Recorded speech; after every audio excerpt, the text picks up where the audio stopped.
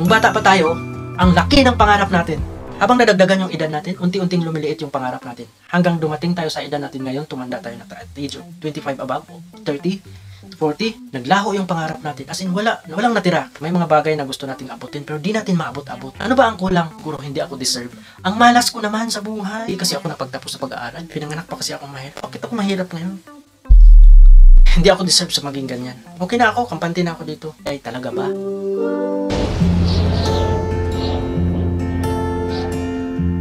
Tatlong kaugalian lang naman ang dapat meron ka nito para malaki ang tsansang umasenso sa buhay. Naalala ko dati yung nagsimula akong pasukin ang negosyo. Akala ko kung may negosyo na, okay na, kikita na ako. Okay na, yayaman na ako. Pero maling-mali, ni isa walang tumama. Sabi ng mentor ko, kung gusto mo talagang magnegosyo, dapat meron ka nito. Ano ba yung mga kaugalian na dapat meron tayo? Una, humility o pagkakumbaba.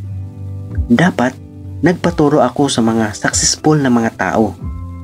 Inaral ko muna ang mga idea bilang negosyante. Mag-attend ako ng mga events, seminar at coaching sa mga coaches na magagaling na sa negosyo. At ang pangalawa, perseverance o pagtsatsaga. Lahat naman tayo ay nagsisimula bilang isang baguhan. Balik tayo sa nakaraan. Bago pa tayo isinilang sa mundo, ang mundo ay may sariling orbit na kanyang ginagalawan. At hindi lang ang Earth ang may sariling orbit. Lahat ng planeta ay may kanya-kanyang ginagalawan. So, balik tayo sa topic natin. Ngayong isinilang tayo sa mundo, ang mundo ba ang mag-a-adjust para sa atin? Pero wag ka ha, may nakilala ako, may sariling mundo. So bakit kailangan ng perseverance o pagtsatsaga? Kasi lahat ay may proseso. Kaya laging gawin hanggang masanay ka na at doon ka na maging magaling. Kasi lagi mo na itong ginagawa. Sabi nga ng mentor ko, hindi kailangan na magaling ka para magsimula. Kailangan mong magsimula para gumaling. Tulad na lang sa ginagawa namin sa negosyo. Isa sa napili kong online business ay ang dropshipping system. Ang dropshipping system, you sell, we pack, we deliver to your customer nationwide and internationally. Di mo na kailangan ng sariling inventory. Plus, pwede mong gawin anytime and anywhere, 24/7. Isa-isahin natin ang process. Naglapag si customer sa iyong Facebook page. Second, para makapaglagay ng order sa dropshipping system, i-include mo ang customer details at order details sa iyong dropshipping account.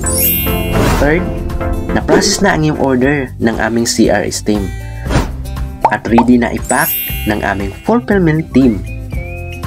Fourth, ang nabalot na order na ipipick up naman ng ating dropshipping partner na kanilang i-deliver sa iyong customer via cash on delivery or cash on pickup. Sa wakas, natanggap na ng customer ang product. Once na na-deliver ang order ng customer, papasok na sa iyong dropshipping account ang iyong sales income in real time. At ang panghuli, may bonus pa ito. Maaaring tawagan ng aming outbound sales executive ang iyong mga existing customer para i-encourage na mag-order ulit sa iyo. O diba, ang ganda talaga ng dropshipping system. Less hassle at more sales ang hatid sa iyo. At mamaya, malalaman mo ito kung paano makapagsimula. At ang pangatlo na kaugalian na meron ka para magtagumpay sa negosyo,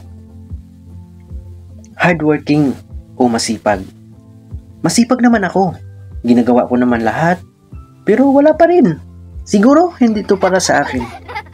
Ops, tika. Naalala ko yung sinabi ng tito kong si Earl Nightingale. People with goals succeed because they know where they are going. Naalala ko yung nagmamaneho ako sa EDSA. Hindi ko alam kung saan ako mag-exit papuntang SLEX. Next journey ko, gagamit na ako ng GPS. Lahat ng successful na mga tao, lahat sila ay may goal.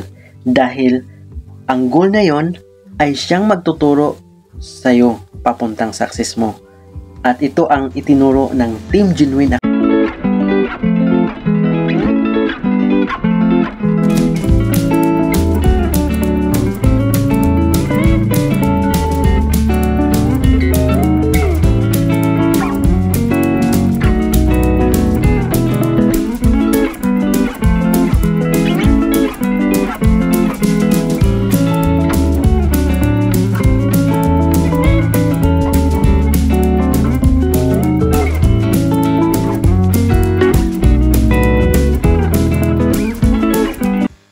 Alam ko na, lahat ng pangarap sa buhay ay nagsisimula sa atin.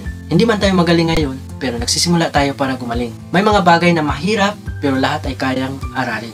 Lahat ng bagay ay dinadaan sa matinding proseso para pagdating ng panahon, ito ay napaka-easy lang para sa'yo.